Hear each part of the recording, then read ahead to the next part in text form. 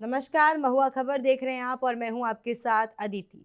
आपको रूबरू कराएंगे उत्तर प्रदेश उत्तराखंड की तमाम बड़ी और बेहद महत्वपूर्ण खबरों के साथ। तो आइए रुक करते हैं खबरों का। मुख्यमंत्री योगी आदित्यनाथ ने कानून व्यवस्था को लेकर उच्च स्तरीय समीक्षा बैठक की। उन्होंने कानून व्यवस्था को लेकर उच्च स्तरीय समीक्षा बैठक की है। वीडियो कॉन्फ्रेंसिंग के जरिए मुख्यमंत्री ने आगामी पर्व त्योहारों और बड़े आयोजनों की तैयारियों की समीक्षा की। सीएम योगी ने सभी त्योहारों को सौहार्दपूर्ण माहौल में संपन्न कराने के स्पष्ट निर्देश दिए और समाज विरोधी गतिविधियों तथा नई परंपराओं को किसी भी हाल में अनुमति नहीं देने को कहा। शांति व्यवस्था से खिलवाड़ करने वालों पर सख्त कार्रवाई का आदेश भी दिया है। विशेष रूप से 14-15 मार्च को होने वाली उत्तर प्रदेश पुलिस भर्ती एवं प्रोन्नति बोर्ड की एसआई भर्ती परीक्षा पर फोकस किया गया। करीब 15.75 लाख अभ्यर्थियों को देखते हुए प्रभावी ट्रैफिक प्रबंधन सुनिश्चित करने के निर्देश भी दिए गए हैं। परीक्षा की शुचिता और गोपनीयता से कोई समझौता नहीं किया जाएगा। सीएम योगी ने हर परीक्षा केंद्र के बाहर पीआरवी 112 की तैनाती, सोशल मीडिया पर सतत निगरानी और चैत्र नवरात्र में प्रमुख शक्तिपीठों पर दर्शन, सुरक्षा, स्वच्छता और पेयजल की पर्याप्त व्यवस्था सुनिश्चित करने के आदेश दिए। पेट्रोल डीजल की सप्लाई सामान्य रखने और काला बाजारी पर कड़ी कार्रवाई करने के निर्देश भी दिए हैं। सीएम योगी ने कई अहम निर्देश दिए हैं एसआई भर्ती को लेकर के और कानून व्यवस्था की भी उन्होंने समीक्षा की है। त्योहारों और बड़े आयोजनों की तैयारियों को लेकर भी सीएम योगी ने दिशा निर्देश दिए हैं। त्योहारों और बड़े आयोजनों की तैयारियों को लेकर के, बच्चों की परीक्षाओं को लेकर के, तमाम समाज विरोधी गतिविधियों पर उन्होंने सख्त निर्देश दिए हैं। एसआई भर्ती परीक्षा पर उन्होंने विशेष फोकस दिया है। सीएम योगी ने कानून व्यवस्था की भी समीक्षा ली है। उच्च स्तरीय समीक्षा बैठक की सीएम योगी ने और उन्होंने कानून व्यवस्था को लेकर के वीडियो कॉन्फ्रेंसिंग के जरिए आगामी पर्व त्योहारों और आयोजनों की तैयारियों की समीक्षा की है। सीएम योगी ने सभी त्योहारों को सौहार्दपूर्ण माहौल में संपन्न कराने के स्पष्ट निर्देश दिए हैं और समाज विरोधी गतिविधियों तथा नई परंपराओं को किसी भी हाल में अनुमति नहीं देने को कहा है। शांति व्यवस्था की खिलवाड़ करने वाले लोगों पर भी सख्त कार्रवाई करने के आदेश दिए हैं। विशेष रूप से 14 और 15 मार्च को होने वाली उत्तर प्रदेश पुलिस भर्ती एवं प्रोन्नति बोर्ड की एसआई भर्ती परीक्षा पर फोकस किया गया है। करीब 15.75 लाख अभ्यर्थियों को देखते हुए ट्रैफिक प्रबंधन सुनिश्चित करने के निर्देश दिए हैं। परीक्षा की गोपनीयता से कोई समझौता नहीं होना चाहिए, इसको लेकर के हर परीक्षा केंद्र के बाहर पीआरवी 112 की तैनाती, सोशल मीडिया पर सतत निगरानी और चैत्र नवरात्र में प्रमुख शक्तिपीठों पर दर्शन हेतु सुरक्षा, स्वच्छता और पेयजल की पर्याप्त व्यवस्था सुनिश्चित करने के भी आदेश दिए हैं। देश भर में गौमाता को राष्ट्रमाता घोषित करने की मांग जोर पकड़ रही है। संत समाज और हिंदू संगठनों की सक्रियता लगातार बढ़ रही है। वाराणसी के ज्योतिषपीठ के शंकराचार्य स्वामी अभिमुक्तेश्वरानंद महाराज ने लखनऊ की यात्रा पूरी की और मंगलवार को लखनऊ पहुंच गए। बताया गया कि 11 मार्च को अंबेडकर पार्क मैदान लखनऊ में एक बड़ी धर्मसभा जैसे कार्यक्रम का आयोजन होगा, जिसमें देश भर से साधु संत भाग लेंगे। इस दौरान गौमाता को राष्ट्रमाता घोषित करने के लिए सामूहिक संकल्प लिया जाएगा। प्रयागराज में राष्ट्रीय हिंदू संगठन की ओर से भी इस अभियान को समर्थन दिया जाएगा। संगठन के राष्ट्रीय अध्यक्ष सत्येंद्र दुबे ने बताया कि 11 मार्च को देश के करीब 250 जिलों में डीएम के माध्यम से प्रधानमंत्री नरेंद्र मोदी को ज्ञापन भेजा जाएगा। सत्येंद्र दुबे ने कहा कि ये केंद्र सरकार के लिए हिंदू हितों के प्रति अपनी प्रतिबद्धता दिखाने का अंतिम अवसर है। संगठन शंकराचार्य के अभियान में पूरी तरह से सहयोग करेगा और इस आंदोलन को मजबूत बनाएगा। गौमाता को राष्ट्रमाता घोषित करने की मांग अब तूल पकड़ती नजर आ रही है। तमाम संत समाज और हिंदू संगठनों की सक्रियता भी इस मुद्दे पर लगातार बढ़ती जा रही है। वाराणसी के ज्योतिषपीठ के शंकराचार्य स्वामी अभिमुक्तेश्वरानंद महाराज ने लखनऊ की यात्रा पूरी की और मंगलवार को लखनऊ पहुंच गए। बताया गया कि 11 मार्च को वो लखनऊ में एक बड़ी धर्मसभा जैसे कार्यक्रम का भी आयोजन करेंगे, जिसमें देश भर से साधु संत भी भाग लेंगे और इस दौरान गौ माता को राष्ट्रमाता घोषित करने के लिए सामूहिक संकल्प भी लिया जाएगा। प्रयागराज में राष्ट्रीय हिंदू संगठन की ओर से भी इस अभियान को समर्थन दिया गया है। तमाम संगठन इस अभियान में जुड़ रहे हैं, इस अभियान को समर्थन दे रहे हैं। साधु संत समाज भी इस अभियान को समर्थन दे रहे हैं, इसके साथ जुड़ रहे हैं। सभी की मांगे एक हो रही हैं धीरे धीरे कि गौ माता को राष्ट्रमाता घोषित कर देना चाहिए।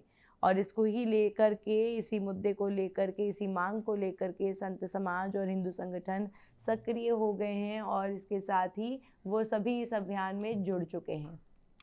स्वामी अभिमतनेश्वर शंकराचार्य जी महाराज के समर्थन में धीरे धीरे कई संगठन आ रहे हैं, जिसमें आज प्रयागराज में राष्ट्रीय हिंदू संगठन के नेताओं ने भी एक प्रेस वार्ता की है और कल ही जो उनके दी हुई डेट पे है उस पे पूरे प्रदेश में और पूरे देश में जो ज्ञापन है उस सिलसिले में ये लोग जुड़ रहे हैं। आइए जानते हैं क्या है और सुनिए। आज हम लोगों ने प्रेस वार्ता बुलाई थी और प्रेस वार्ता इसलिए बुलाई थी कि शंकराचार्य भगवान का आदेश है कि भारत का प्रत्येक हिंदू गौ संरक्षण के लिए गौ माता को राष्ट्रमाता बनाने के लिए आगे आए। आज उसी क्रम में हम लोग प्रेस वार्ता बुलाए हैं और कल पूरे भारत में, प्रयागराज से पूरे भारत के 250 से अधिक जनपदों में हम लोग प्रधानमंत्री जी को ज्ञापन देकर के ये संदेश देना चाहते हैं कि अगर आप 100 करोड़ सनातनियों को विश्वास, जिस विश्वास से आप आए थे, उस विश्वास को अगर आप बनाए रखना चाहते हैं तो आपके सामने यह अंतिम अवसर है और इस अवसर का लाभ उठाइए और गौ माता को राष्ट्रमाता घोषित करिए और आप इस चीज़ को सिद्ध करिए कि मैं हिंदुत्ववादी हूँ। और अगर आपने निर्णय नहीं लिया तो निश्चित रूप से भारत का हिंदू निर्णय लेने के लिए बाध्य है, निर्णय लेने के लिए तैयार है कि आगे हमें क्या फैसला लेना है। आज आशुतोष महाराज जो है वहाँ पर जा रहे हैं संगम क्षेत्र में, जहाँ पर शंकराचार्य जी का कैंप था और ये उनका ये आरोप है कि वहाँ पर बटुकों के साथ जो काम हुआ है उसको हम शुद्धिकरण करने जा रहे हैं। देखिए, सरकार का संरक्षण है, सरकारी अधिकारियों का संरक्षण है। अगर आशुतोष के ऊपर सरकारी संरक्षण नहीं होता तो आशुतोष आज सलाखों के पीछे होता। जब दो मुकदमा धारियों को गैंगस्टर के एक्ट के अंतर्गत कार्रवाई की जा रही है तो जो 26 मुकदमा लेकर घूम रहा है और अपने आप को ब्रह्मचारी बता रहा है, जो महाव्यभिचारी है, तो उसका क्या हम लोग चर्चा करें, उसके विषय पर क्या बात करें। जो हर बात तथ्यहीन बात करता है, जिसका कोई वास्तविकता से कोई मतलब नहीं होता है, तो उनकी बातों का कोई मतलब नहीं है। हम शंकराचार्य भगवान के साथ खड़े हैं और ऐसे महान यज्ञों में ऐसे आशुतोष जैसे लाखों राक्षसों आते हैं विघ्न डालने के लिए, लेकिन जो पावन यज्ञ होते हैं उन यज्ञों को कोई फर्क नहीं पड़ता। आदि और अनंत काल से देखिए ऐसे राक्षस आते रहे हैं, जाते रहे, उनका नाश होता रहा है। धन्यवाद। जैसा कि आप देख सकते हैं कि इन्होंने वो हिंदूवादी संगठन के साथ और आम जनमानस के लिए अपील की है और बात ये आशुतोष के लिए कही है कि आशुतोष महाराज के ऊपर सरकारी संरक्षण है। जैसा कि कुछ दिन पहले उन्होंने PWD के गेस्ट हाउस में अपनी प्रेस वार्ता की थी, जिससे वो साक्ष्य पेश कर रहे हैं। महुआ खबर के लिए प्रयागराज से शम्स। अंतर्राष्ट्रीय महिला दिवस के अवसर पर औरैया जिले के दिबियापुर में सामाजिक संस्था सक्षम की ओर से दिव्यांग बच्चों और महिलाओं के लिए एक विशेष कार्यक्रम का आयोजन किया गया। इस कार्यक्रम का उद्देश्य जरूरतमंदों की सहायता करना और उन्हें समाज की मुख्यधारा से जोड़ना था। औद्योगिक नगर दिबियापुर स्थित श्री राम इंटर कॉलेज परिसर में आयोजित इस कार्यक्रम का शुभारंभ मुख्य अतिथि डॉक्टर उर्मिला चतुर्वेदी और सुमन चतुर्वेदी ने किया। कार्यक्रम के तहत दिव्यांग बच्चों और महिलाओं के लिए एक चिकित्सा परामर्श शिविर भी लगाया गया, जिसमें डॉक्टरों की टीम ने बच्चों की स्वास्थ्य जांच की और ज़रूरी सलाह दी। इसके साथ ही ज़रूरतमंद दिव्यांग बच्चों को ट्राईसाइकिल, वॉकर सहित अन्य सहायक उपकरण वितरित किए गए, जिससे उनके दैनिक जीवन को आसान बनाने में मदद मिल सके। मुख्य अतिथि डॉक्टर उर्मिला चतुर्वेदी ने कहा कि समाज के कमज़ोर और ज़रूरतमंद वर्ग की सहायता करना हम सभी की जिम्मेदारी है और दिव्यांग बच्चों को आगे बढ़ाने के लिए ऐसे कार्यक्रम बेहद ज़रूरी हैं। कार्यक्रम में बड़ी संख्या में दिव्यांग बच्चे, महिलाएं और उनके अभिभावक और कई समाज सेवी भी मौजूद रहे। शाहजहांपुर से बड़ी पुलिस कार्रवाई की खबर सामने आई है। जिले के पुलिस अधीक्षक राजेश द्विवेदी ने ड्यूटी के अनुपस्थित पाए गए 17 पुलिस कर्मियों को सस्पेंड कर दिया। कार्रवाई में सिपाही, हेड कांस्टेबल और दरोगा शामिल हैं। पुलिस सूत्रों के मुताबिक ये सभी अधिकारी और कर्मचारी अपनी ड्यूटी पर समय से नहीं पहुंचे थे, जिससे कानून व्यवस्था और ड्यूटी की जिम्मेदारी पर सवाल उठे। पुलिस अधीक्षक ने कहा कि अनुशासनहीनता किसी भी हालत में बर्दाश्त नहीं की जाएगी और सभी के खिलाफ विभागीय जांच भी शुरू कर दी गई है। एसपी की इस कड़ी कार्रवाई से पुलिस महकमे में हड़कंप मच गया। अधिकारी और कर्मी अपनी जिम्मेदारी को लेकर सतर्क हो गए हैं। विभागीय जांच के बाद सस्पेंड कर्मियों के भविष्य का फैसला किया जाएगा। पुलिस अधीक्षक राजेश द्विवेदी ने साफ संदेश दिया है कि किसी भी स्थिति में कानून व्यवस्था को कमजोर नहीं होने दिया जाएगा और अनुशासनहीनता करने वाले लोगों के खिलाफ सख्त से सख्त कार्रवाई भी की जाएगी। इस तरह से लगातार नियमों का पालन हो रहा है, जिस तरह से सभी पुलिसकर्मी औचक्के हो गए हैं और सभी कार्रवाई में, जैसे कि कार्रवाई हुई थी जिसमें कि 17 पुलिसकर्मियों को सस्पेंड कर दिया गया था, उसमें सिपाही, हेड कांस्टेबल और दरोगा भी शामिल पाए गए हैं। दरअसल मामला शाहजहांपुर से आ रहा है, जहां पर जिले के पुलिस अधीक्षक राजेश द्विवेदी ने ड्यूटी से अनुपस्थित पाए गए 17 पुलिसकर्मियों को सस्पेंड कर दिया, जिनमें सिपाही, हेड कांस्टेबल, दरोगा शामिल हैं। और अगर सूत्रों की माने तो ये सभी अधिकारी और कर्मचारी अपनी ड्यूटी पर समय से नहीं पहुंचे थे, जिससे कानून व्यवस्था और ड्यूटी की जिम्मेदारी पर सवाल उठे। पुलिस अधीक्षक ने कहा है कि अनुशासनहीनता किसी भी हालत में बर्दाश्त नहीं की जाएगी और सभी के खिलाफ विभागीय जांच शुरू कर दी गई है। एसपी की इस कड़ी कार्रवाई से पुलिस महकमे में हड़कंप मच गया है। अधिकारी और कर्मी अपनी जिम्मेदारी को लेकर के सतर्क हो गए हैं और विभागीय जांच के बाद सस्पेंड कर्मियों के भविष्य का फैसला किया जाएगा। कन्नौज से बड़ी खबर सामने आई है, जहां खटिक समाज के जाति प्रमाण पत्र के आवेदन निरस्त होने पर लोगों में भारी आक्रोश देखने को मिला। तिरवा तहसील में कमलराज लोकहित वेलफेयर एसोसिएशन के नेतृत्व में दर्जनों लोगों ने प्रदर्शन किया और प्रशासन के खिलाफ नारेबाजी की। प्रदर्शन कर रहे लोगों का आरोप है कि तहसील स्तर पर कई आवेदनों पर गलत रिपोर्ट लगाई गई, जिसके कारण खटिक समाज के हजारों जाति प्रमाण पत्र आवेदन खारिज कर दिए गए। प्रदर्शनकारियों ने आरोप लगाया कि तहसीलदार और लेखपाल की ओर से की गई रिपोर्टिंग में भी गंभीर लापरवाही बरती गई है। आक्रोशित लोगों ने इस मामले में निष्पक्ष जांच की मांग की है और उप जिलाधिकारी को इस पूरे मामले को लेकर के और अपनी मांग को लेकर के एक ज्ञापन सौंपा है। प्रदर्शनकारियों का कहना है कि पूरे मामले की जांच के लिए एक स्वतंत्र टीम गठित की जाए ताकि सच्चाई सामने आ सके और जिन लोगों के आवेदन निरस्त हुए हैं उन्हें न्याय मिल सके। इस दौरान बड़ी संख्या में खटिक समाज के लोग मौजूद रहे और प्रशासन से जल्द समाधान निकालने की मांग की। कन्नौज जनपद में खटिक जात के लगभग 50,000 लोग रहते हैं। हमेशा से इनके खटिक अनुसूचित जात से प्रमाण पत्र जारी होते रहे। उस समय से लेखपाल गलत मानसिकता के आगे दलित से निगेटिव सोच के विरोधी, इन्होंने क्या किया, क्योंकि जब पहले से जात प्रमाण पत्र जारी हो रहे हैं तो उनके पास तो रिकॉर्ड हो गई बराबर का। नया आवेदन किया, अपना पूर्व का जात प्रमाण पत्र लगाया, आवेदन किया, उसमें ये तहसीलदार लिखवा रहे हैं कि आय प्रमाण पत्र दाखिल करिए। रायबरेली जिले के डलमऊ तहसील क्षेत्र के ग्राम सभा सराय दिलावर दरबानीहार से प्रशासनिक लापरवाही का मामला सामने आया है। यहाँ एक नाली निर्माण को लेकर ग्रामीणों में आक्रोश देखा जा रहा है। ग्रामीणों का आरोप है कि लगभग 25 मीटर नाली स्वीकृत की गई थी, लेकिन पंचायत स्तर पर केवल करीब 9 मीटर ही निर्माण कराया गया। ग्रामीणों का कहना है कि अधूरी नाली के कारण गंदा पानी घरों के आसपास जमा हो रहा है, जिससे बदबू और बीमारियों का खतरा बढ़ गया है। पीड़ित परिवारों का आरोप है कि उन्होंने कई बार अधिकारियों से शिकायत की और IGRS पोर्टल के माध्यम से भी अपनी समस्या दर्ज कराई, लेकिन अब तक कोई ठोस कार्रवाई नहीं हुई। समस्या से परेशान ग्रामीण आज बड़ी संख्या में रायबरेली के जिलाधिकारी कार्यालय पहुंचे।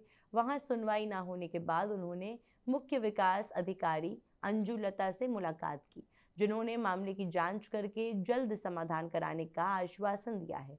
फिलहाल ग्रामीणों को उम्मीद है कि प्रशासन जल्द हस्तक्षेप कर उनकी समस्या का स्थायी समाधान करेगा। आज हम जिलाधिकारी कार्यालय में आए हुए हैं एप्लीकेशन देने के लिए। समस्या क्या है? समस्या यह है कि 25 मीटर नाली पास हुई थी और 9 मीटर नाली बनाई गई है। हमारे नापदान तक नाली पास है जो बनाई नहीं गई है, जिस कारण जो है खरिंजे में पानी बह रहा है, जिससे अवरोध उत्पन्न हो रहा है। लोगों का कहना है कि पानी के लिए नाली या तो बनवाइए और या आप पानी अपने घर के अंदर रखिए। पानी निकलने में असुविधा पैदा हो रही है, जो कि खरिंजे में पानी भर रहा है। 25-30 बार एप्लीकेशन दे चुके हैं जिलाधिकारी के यहाँ, CDO के यहाँ, BDO के यहाँ, SDM के यहाँ, ADM के यहाँ, सिटी मजिस्ट्रेट के यहाँ, कहीं सुनी नहीं जा रही है। आपकी कार्रवाई नहीं होगी, कहाँ जाएंगे? कहाँ जाएंगे? मर जाएंगे। उत्तर प्रदेश के मुख्यमंत्री की जीरो टॉलरेंस की नीति को अगर हम बात कर लें तो कहीं ना कहीं रायबरेली जिले में जो बैठे भ्रष्ट अधिकारी हैं उसका मजाक बना रहे हैं।